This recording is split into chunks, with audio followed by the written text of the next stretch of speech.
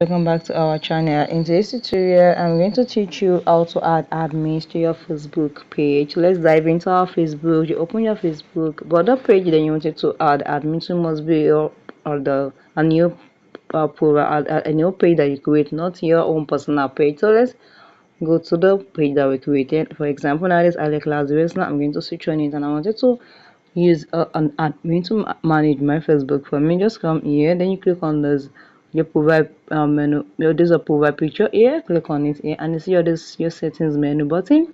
You click on it, and you can see. Then you click on page details here. Click on the page details, and when you're here, you click on.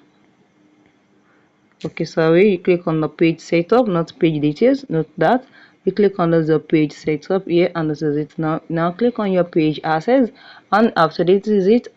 Is it a new add your Facebook access here, or your people with the tags, or your business portfolio with access? I'm going to click on this my people with Facebook access. Click on add new here, and you can go and search the person you wanted to use as an admin to your page. So you just click on next, then you can search for the person here now. So let me search for someone randomly now. So I'm going to search for someone now, and Facebook is going to bring my friends out.